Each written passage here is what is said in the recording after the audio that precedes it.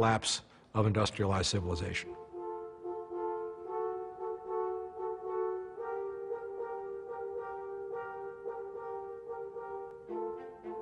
We've had examples of what happens when oil disappears and how civilizations respond and what works and what doesn't. In 1991, the Soviet Union collapsed, and there were two nations that were absolutely and totally dependent upon Soviet oil for their survival because they had none, Cuba and North Korea. And what they did in response to that was completely opposite, and the proof, as they say, was in the pudding.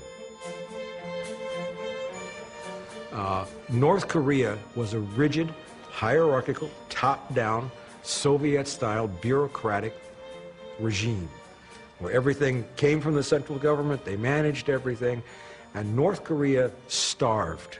I mean, it was, in human terms, the suffering was amazing. All of a sudden, there's no oil, there's no natural gas, there's no fertilizer, cars don't run, trains don't run. You get to a point where you can run trains on some day and generate electricity on others, but you can't do both at the same time. But the Cuban government reverted to one of the purest forms of capitalism.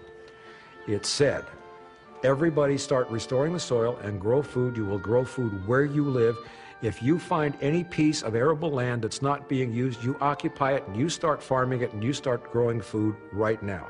The Cuban government did everything it could to liberate local food growing. And what happened was, after a very tough period, the Cuban people were eating better than they had ever eaten because they were free of this whole agribiz, franken-food nightmare. Everything was organic. And you had every square inch in Havana that had soil on rooftops or in flower boxes was growing food. And there was a degree of sustainability. Everything became organic. And all you had to do was separate the people from the way money worked and top-down control. Explain to them, you grow it where you eat it and you're going to make it. And Cuba survived and thrived. And that's the essence of where everything is going to in the new human paradigm. Everything will be local.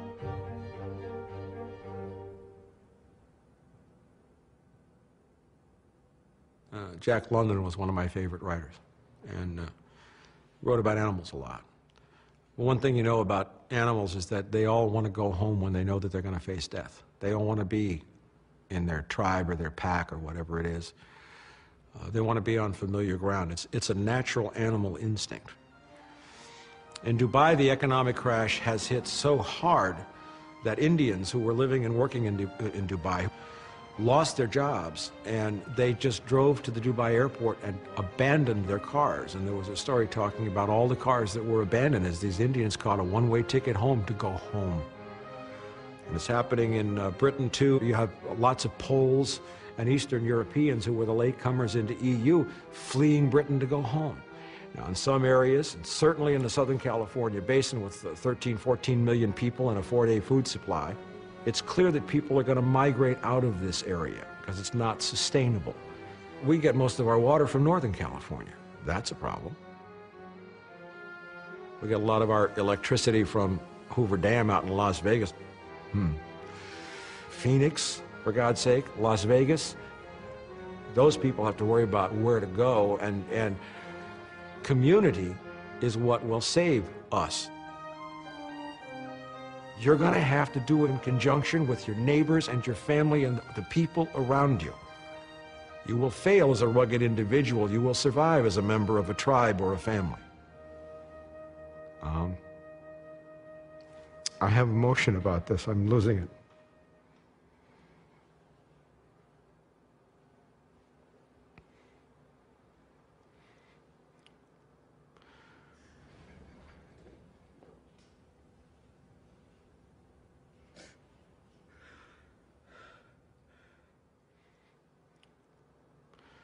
We have waited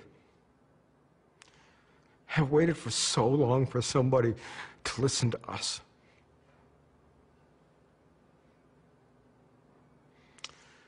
When the mainstream press and the government says nobody could have predicted this, they're lying through their fucking teeth.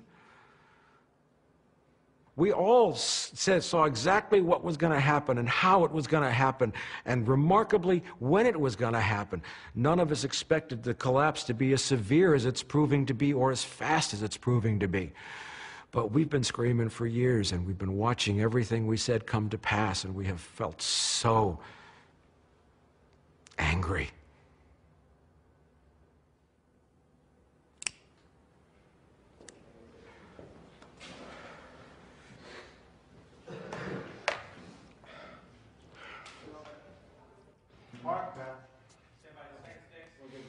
I haven't lost emotional connection to it. What I have learned to do over the course of my life is to balance the horror with love, with play, with making people smile.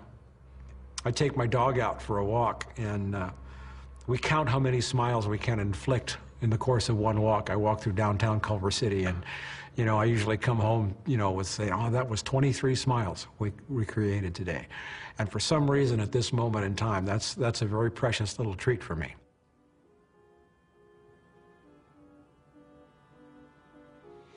There was a psychiatrist, Elizabeth Kubler-Ross, who talked about the 5 stages of grief. And when you're hit with an overwhelming life-changing situation. The first is denial. This can't possibly happen. It's not true. No, it's not happening. And you stay in denial, and you fight to stay in denial. Then comes anger.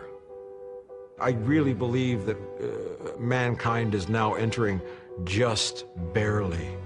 It has just barely crossed the threshold of the anger phase.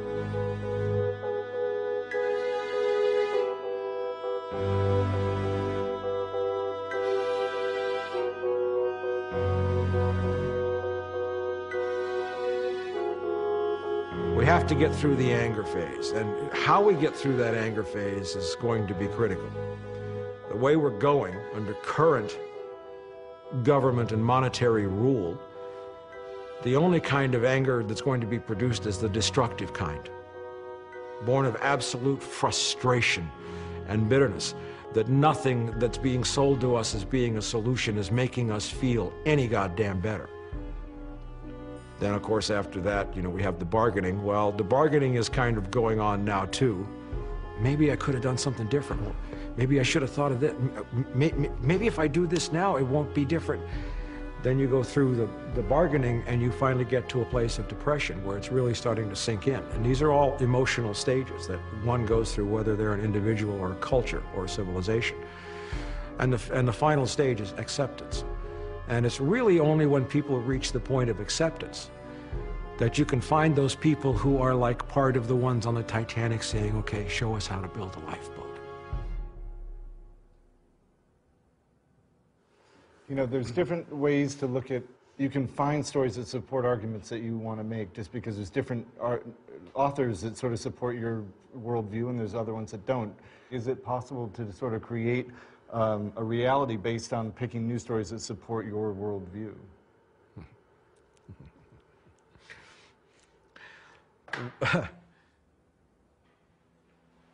I don't do debates anymore. And the reason why I don't do debates anymore is because I don't have to. At some point, you have to acknowledge the fact that what I've been writing about and what I've been saying is actually happening all around us. So why do I need to debate anything? Why does the peak oil movement, why does the sustainability movement need to debate anything? Everything that we said was going to happen is taking place right now.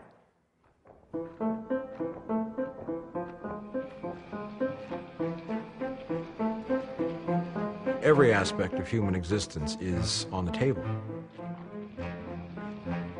As far as political parties go, they're all anachronisms. They're all products of centuries gone by. The human race now is only going to be concerned not with an ideology, but what allows them to survive. Capitalism, socialism, and communism are all terms that need to be tossed in the trash can immediately, because all of them were created on the assumption of infinite resources.